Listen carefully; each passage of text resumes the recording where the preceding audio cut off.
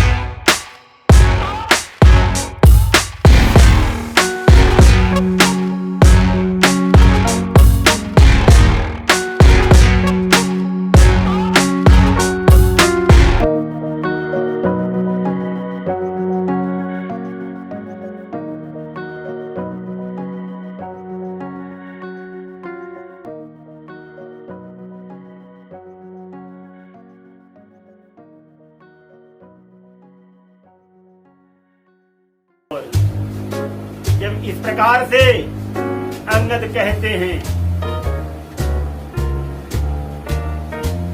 तो रावण कुछ क्रोधित होकर के बोलने उठता है कि बात को बीच में काट करके अंगद फिर से बोल उठते हैं साथी। क्या कहते हैं कि रावण,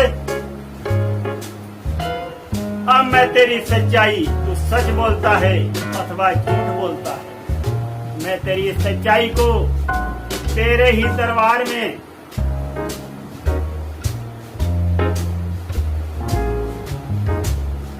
झूठी करके दिखा दूंगा।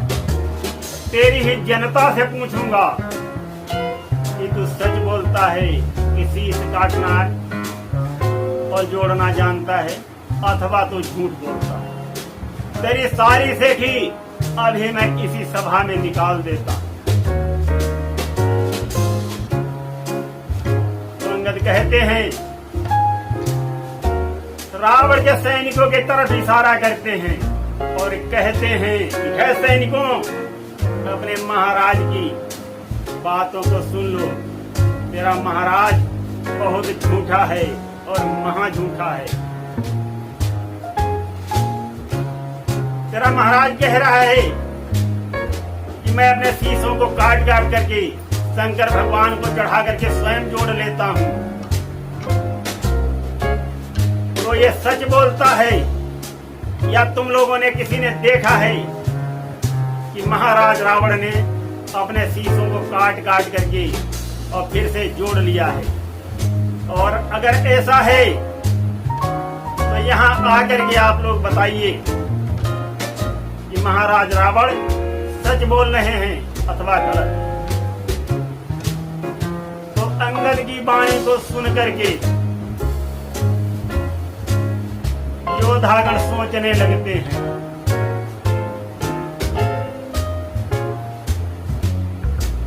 तो जब योद्धाओं को सोचते देखा तब अंगद जी की स्थिति को भांप जाते हैं साथी और कहते हैं कि हाँ सैनिकों, एक चीज और भी सुन लेना कि अगर किसी ने बोल दिया कि महाराज रावण सर को काट करके जोड़ लेते हैं तो उनको अपना सर कटाना होगा और महाराज रावण को उस सिर को जोड़ करके दिखाना होगा साथियों। जब इस प्रकार से श्री अंगद की वाणी को सुन करके रावण के सैनिक भयभीत हो जाते हैं और रावण भी चिंतित मुद्रा में आ जाता है कि अंगद बहुत ज्ञानी है और बलवान भी है। अंगद ने मेरी बात को पकड़ लिया है।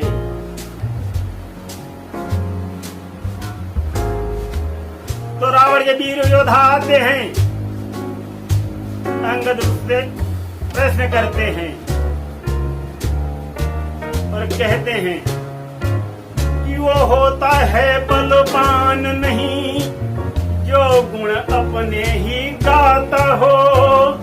देखा न सुना ये दृश्य कहीं, सिर कटा कहीं जुड़ जाता हो। कि सचमुच यदि विद्या आती है तो बात बहुत बन जाएगी। उस पंखा की कटी नाक उस विद्या से जुड़ जाएगी। जब स्वयं आप इतने ज्ञानी किस कारण रारी बढ़ाई है। श्री राम नाम के 2 अक्षर में सब सुख शांति समाई है। अंगद यहाँ पर फिर से कहते हैं एक बार वीर योद्धाओं और सचिवों के सामने कि महाराज रावण को जब इतनी अद्भुत विद्या आती है, मैंने तो कहीं नहीं देखा कहीं सिर कटा से जुड़ जाता हो। और अगर इनको सचमुच ये विद्या आती है तो अपनी बहन शूर्पणखा की नाक को क्यों नहीं जोड़ लेते? जिसके कारण ये सारा विवाद बना है और सारा झगड़ा स्टार्ट हुआ है, इतना बड़ा युद्ध होने जा रहा है, तो बहुत बड़ी बात बन जाएगी। इस प्रकार से जब अंगद जी कहते हैं तब रावण और लज्जित होता है। सुनते रहिए और आगे अंगद किस प्रकार से रावण को लज्जित करेंगे। अब आगे क्या होता है, रावण के वीर सैनिकों की अंगद के सामने पेश होने की बारी आती है और वो एक एक करके आते हैं, अत्यंत भयभीत हैं कि मैं जा करके क्या बोलूंगा। एक तरफ महाराज रावण हमको मृत्यु की सजा देंगे और अगर मैंने झूठ बोल दिया तो अंगद हमें बड़ी सभा में यही मृत्यु की सजा दे देंगे। इस प्रकार से रावण के वीर योद्धा अत्यंत चिंतित हैं और सब अपनी गर्दन को नीचे कर लेते हैं और कोई भी उठ करके अंगद के प्रश्नों का उत्तर देने ही नहीं आता है। तो अंगद कहते हैं कि देख लीजिए महाराज रावण, आपकी प्रभुताई और आपकी झुठाई ये आपकी सारी जनता समझ गई है और अपनी गर्दनों को नीचे कर लिया। तो आगे अंगद क्या कहते हैं वो सुनिए। अब अंगद कहते हैं, मैं आगे एक छोटी सी और दास्तान बता देता हूं आपको। श्रीमान आप पाताल गए बलि राजा से टकराने को, होकर घमंड में चूर चूर बल अपना उन्हें दिखाने को। बच्चों ने बंदी बना तुम्हें घुड़शाला ने ठहराया था, तेरे इन 10 शीशों पर घी के दीप जलाया था। मुनिवर पुलस्त्य के रिश्ते से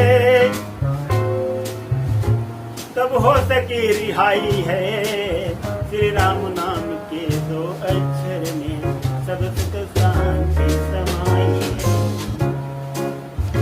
है। कहा अंगद कि हे रावण, एक बार आप अपने घमंड में चूर होकर के महाराज बलि से भी टकराने गए, उनको जीतने गए थे, उनको बंदी बनाने गए, तो वहां लड़कों ने ही आपको पकड़ करके बंदी बना लिया और आपके 10 शीशों पर 10 दीपक जला करके घुड़शाला में आपको दीपक दान बना दिया था। इस प्रकार से अंगद रावण को लज्जित करते हैं और आगे कैसे लज्जित करेंगे सुनते रहिए, देखते रहिए।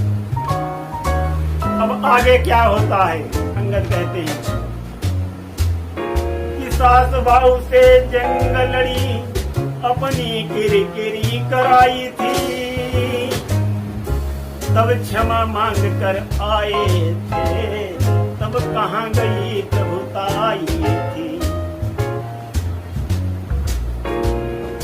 जो काट शीश को बार बार शिव जी पर भेंट चढ़ाने की, है नजर बंद का खेल सही, ये केवल बात दिखाने की। इस प्रकार से अंगद ने रावण की हंसी उड़ाई है, श्री राम नाम के 2 अक्षर में सब सुख शांति समाई है, श्री राम नाम के 2 अक्षर में सब सुख शांति समाई है। साथियों, अब हम प्रसंग को यहीं पर विश्राम देंगे। देखते रहिए कि इस आध्यात्मिक ज्ञान में अच्छी अच्छी रोचक सत्य कथाएं। धन्यवाद।